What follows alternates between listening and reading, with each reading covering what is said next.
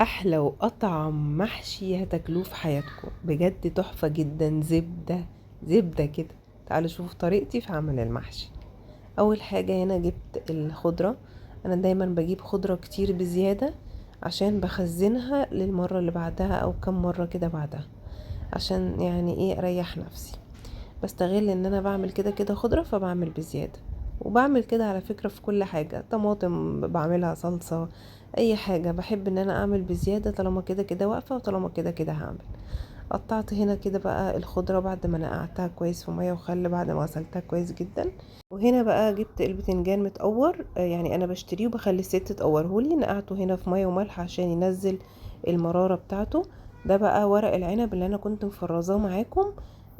كنت عامله لكم فيديو مخصوص عشان اوريكم بفرزه ازاي. بفرزه كده زي ما هو، من غير ما اسلقه. طلعته هنا بقى عشان يفك خالص قبل ما اسلقه. هنا بقى عملت الطماطم وفاضل بس ان انا اعملها يعني بالهاند بلندر كده، واحط بقى البصل عليها، واحط التوابل.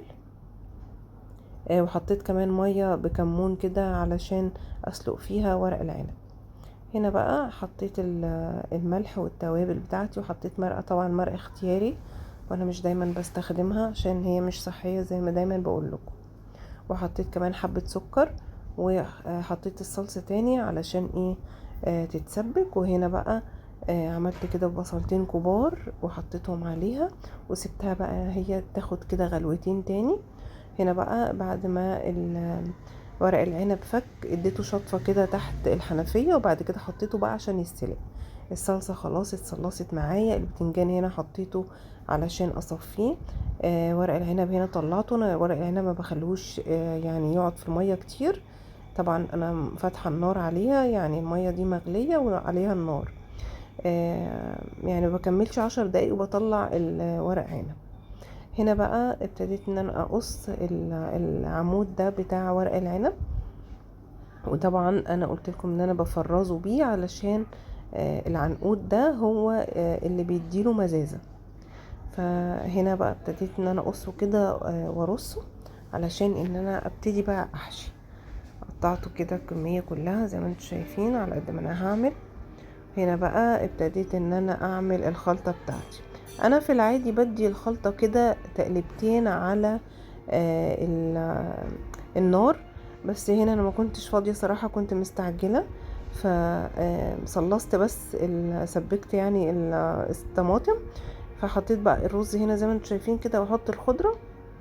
وعلى كده يعني هو نص نص، مش ني في ني، ولا منه ان انا حطيته على النار. ولكن انا في الطبيعي بحب ان انا ادي الخلطة كده على النار تقليبتين كده قبل ما احشي. فابتديت بقى ان هنا حطيت صلصة تاني. بحب الصلصة تبقى كتيرة وبحب الخلطة تكون حمرا. ابتديت هنا بقى اول حاجة ان انا احشي البتنجان بتاعي. انا بحب اوي البتنجان اللي هو مخلط ده، ولا هو ابيض ولا هو اسود ولا هو اللي لونه مخلط ده. بيبقى زي الزبدة، طعمه خطير جدا. لو ما جربتوهوش جربوه، هتلاقوه احلى من الابيض والاسود كمان. ابتديت ان انا احشي. هنا في الحلة دي حطيت شوية زيت كده في القعر. الحلة دي اللي انا عملت فيها الصلصة، صلصت فيها الطماطم. كانت فضل شوية طماطم شلتهم على جنب عشان هوريكم هنعمل بيهم ايه. عشان ما اعملش مواعين كتير ابتديت ان انا احشي البدنجان في نفس الحلة بالشكل اللي انتوا شايفينه ده. هخلص بقى كل الكمية. هرص، بس انا برص اول رصة من تحت علشان بقى اعمل قعر كده بس للحلة. فاهمين؟ بعد كده بعد ما بعمل بقى اول رصة كده من تحت، ببتدي بقى ان انا احط البتنجان عادي من فوق. خلصت بقى هنا البتنجان، وهبتدي ان انا اعمل ورق العنب. جبت الحلة اللي هحشي فيها ورق العنب، وحطيت كده في القعر بتاعها بطاطس. تقدري تحطي بقى طماطم، بصل، ورق من ورق العنب براحتك خالص. انا هنا حطيت بطاطس كده. اهم حاجة بس تعزل عن القعر. جبت هنا بقى ورق العنب، ودي اسهل طريقة انا يعني بحشي بيها ورق العنب، اللي هي على يعني على كاونتر مثلا، او على القطاعة اللي انتي بتقطعي بيها اي حاجة. المهم ان الطريقة دي بالنسبة لي احسن من ان انا امسك الورقة واحشيها بايدي، يعني وهي على ايدي. هنا بيطلع ورق العنب احلى شوية. وكلهم بيبقوا نفس المقاس، وبحس ان هو اسرع زي ما انتم شايفين كده.